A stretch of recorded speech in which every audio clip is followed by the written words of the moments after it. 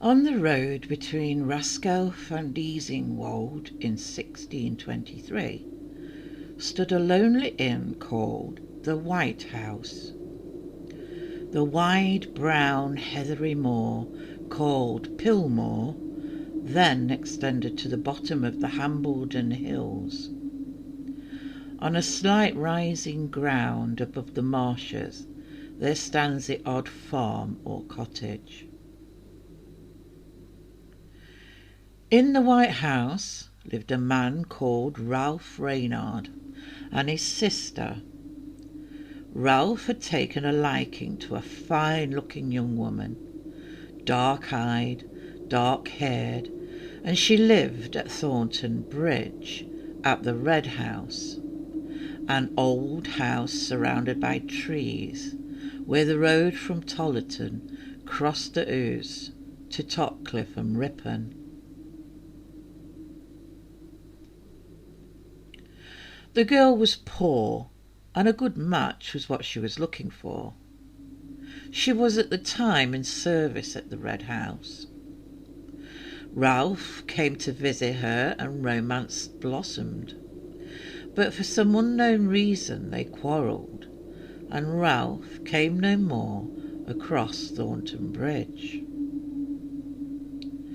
At the time, a young yeoman named Fletcher, who lived at Moor House in the parish of Raskelf, had cast his eyes on the comely young woman, and he took advantage of the split between the couple. He stepped in and asked the woman on a date. He would, after a short time, ask her to marry him. She accepted in a fit of resentment against Ralph Reynard, and the marriage rapidly followed. She found herself the wife of a man who she did not love, and nearer the White House where Ralph lived, who she did love, than when she had resided at Thornton Bridge.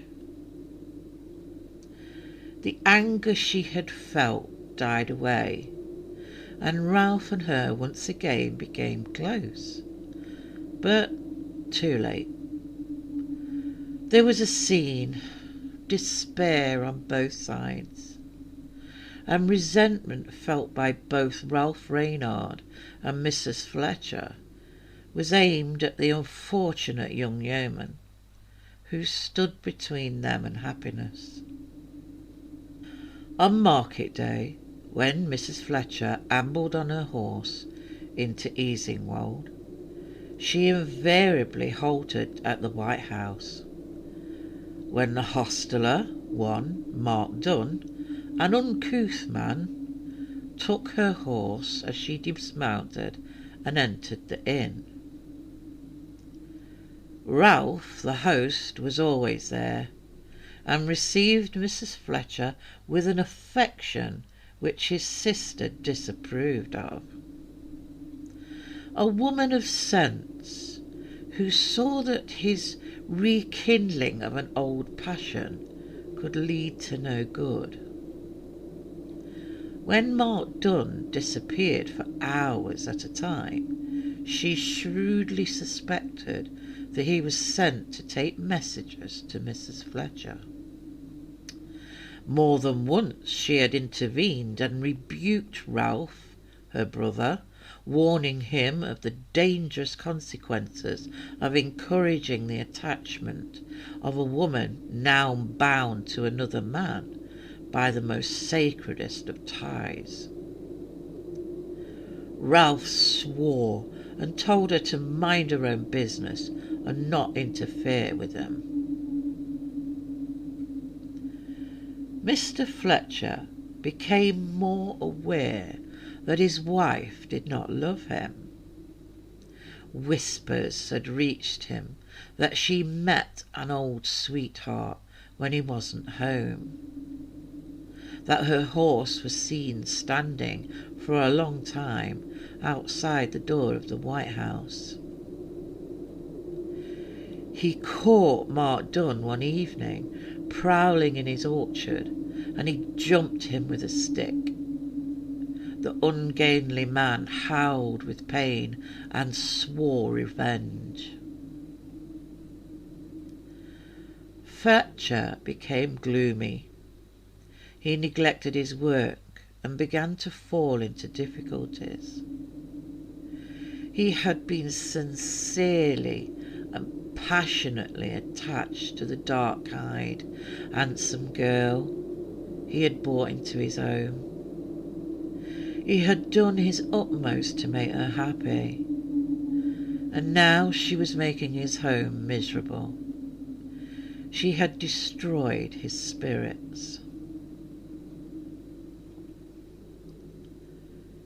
He had to go one day on business to Easingwold.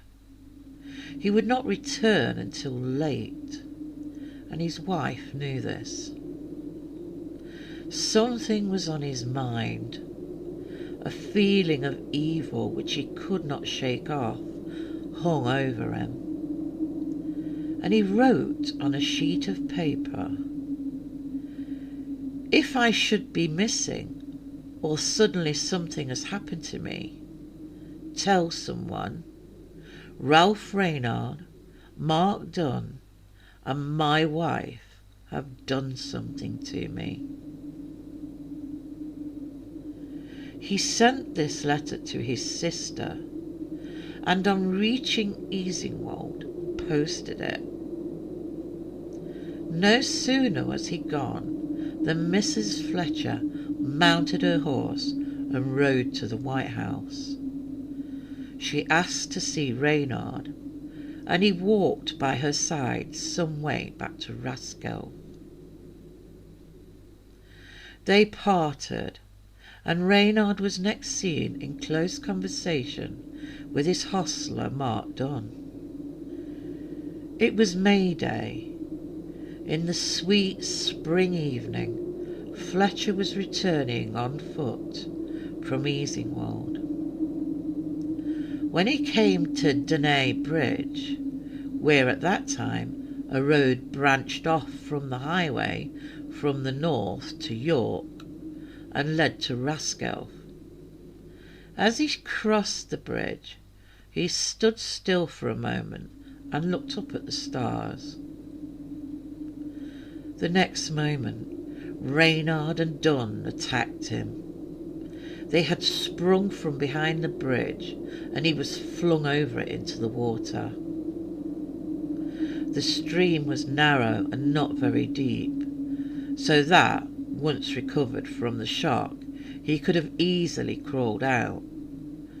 But the murderers leaped into the water after him.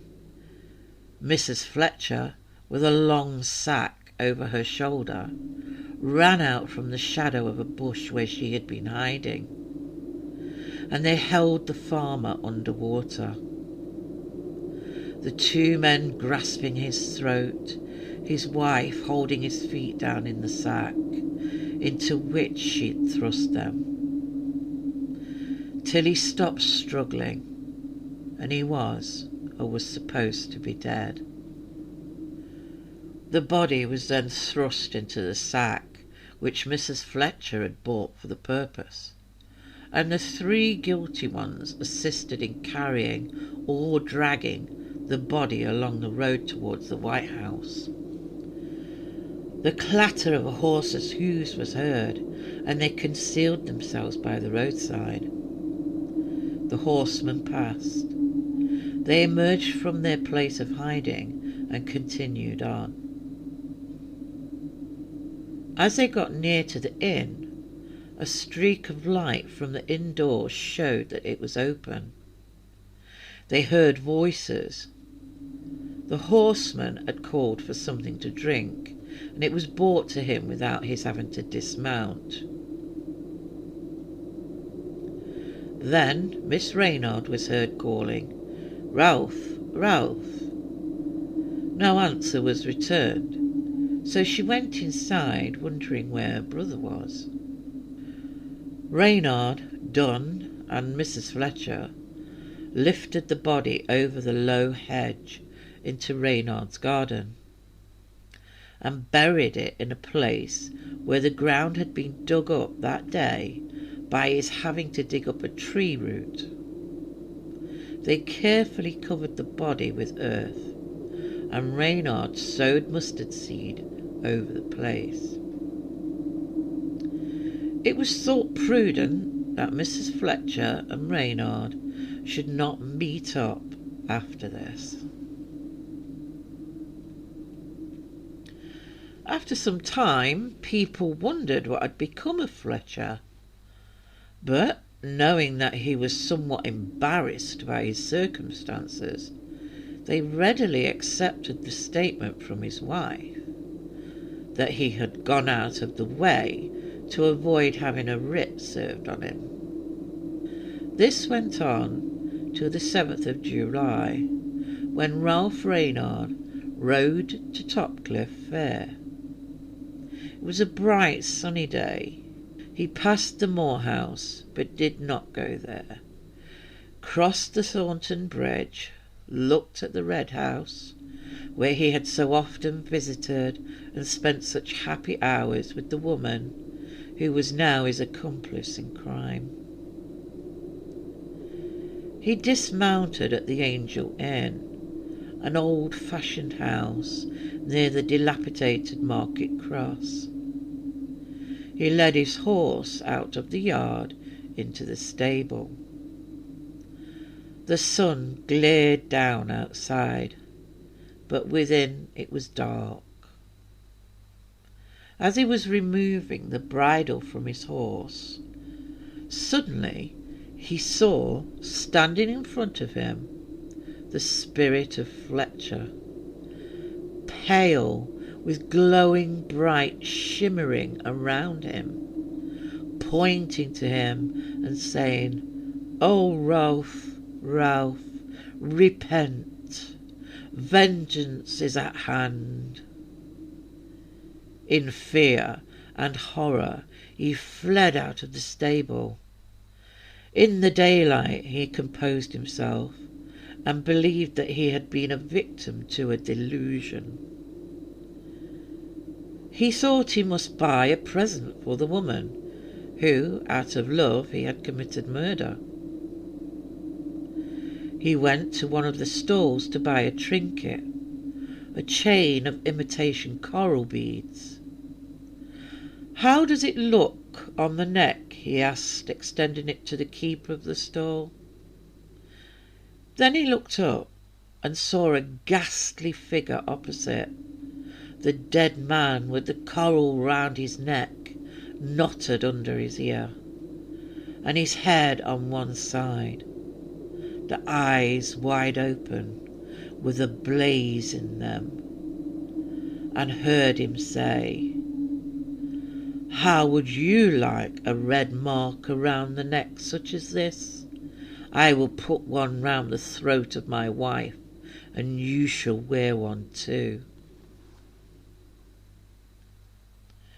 Sick and faint, he rushed back to the inn and called for beer.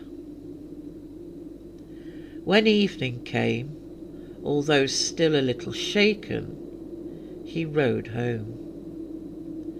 He saw, as he came towards the fen, where there is a dense clump of trees, a figure looking at him. It was deliberately getting out of a sack, and shaking and wringing water up its clothes. With a scream of terror, Reynard plunged his spurs into the horse's flanks and galloped home.